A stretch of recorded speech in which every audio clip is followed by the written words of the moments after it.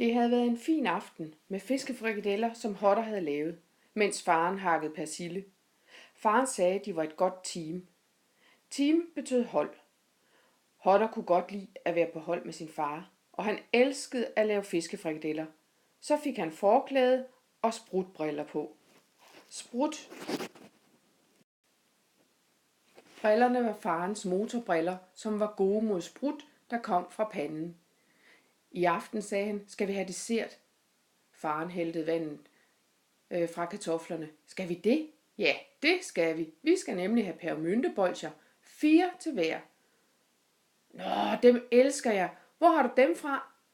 Jamen, det er nogen, jeg vandt på skolen i går. Som du vandt? Det lyder da godt, Hotter. Ja, jeg vandt dem helt gratis. Jeg fik også et rødt bånd, og der blev råbt, heja, heja, hopsasa. Også for Alexander, der blev valgt til skolens kønneste dreng, og for Philip, der er den stærkeste, og så til sidst mig, der blev kåret som den grimmeste. Den nat kom Hotter med sin far på arbejde.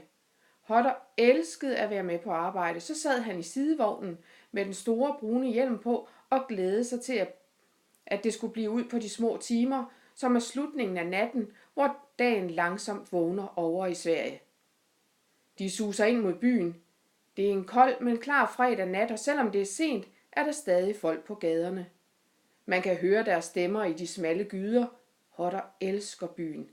De mørke huse, de gule vinduer og alle de mennesker, der ikke har andet at lave end at gå på café og kysse hinanden, spise natmad og tulle hjem under stjernerne. Hotters far havde engang sagt, at byen skiftede farve efter havets humør.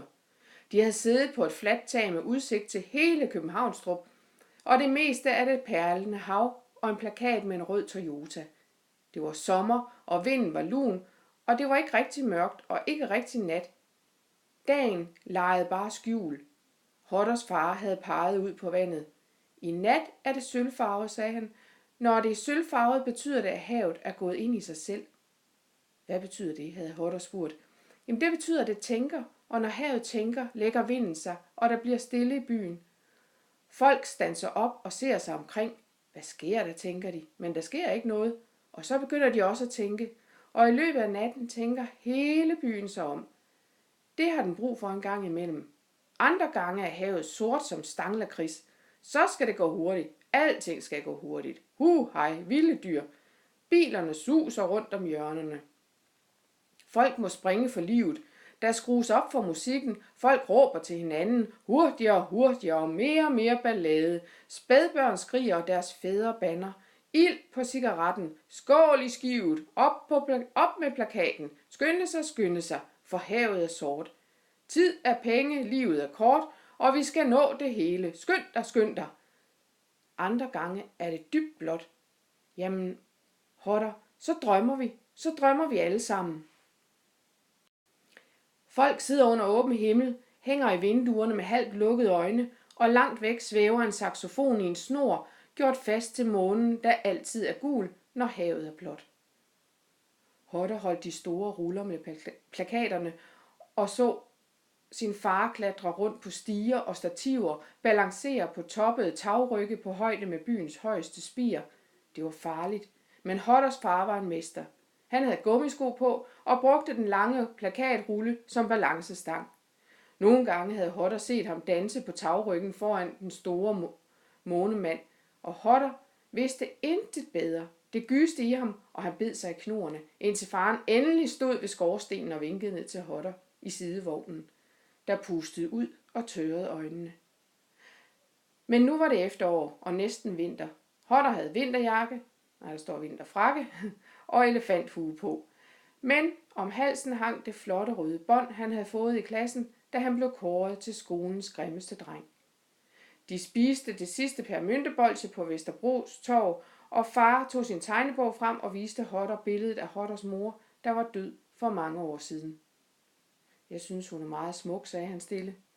Det samme siger jeg, sagde Hotter, rigtig smuk. Især håret. Du ligner hende. Gør jeg? Ja, men ikke nu. Om nogle år, så kan alle se det. Om nogle år vil ingen på skolen kalde dig for grim. De sad helt stille og kiggede hver sin vej. Så ryger de gratis bolcher, sagde Hotter. Ja, sagde faren, så ryger de gratis bolsjer. De gik i seng, da det blev lyst. Hodder havde fået fotografiet fra farens tegnebog og lå og kiggede på billedet af sin mor, inden han skulle sove. Det er da godt, jeg har det foto, tænker han, ellers så ville hun forsvinde ud af mit hoved. Hodders far sagde, at moren altid ville være der, men Hodder var ikke så sikker. Han havde kun været 3 år, da hun blev syg, og det kneb faktisk med at huske hende. Hodder foreslog sommetider, at de så smalfilmen med hende, men det ville faren ikke. Du skal huske hende med din hjerne, sagde han. Ikke med en smalfilm.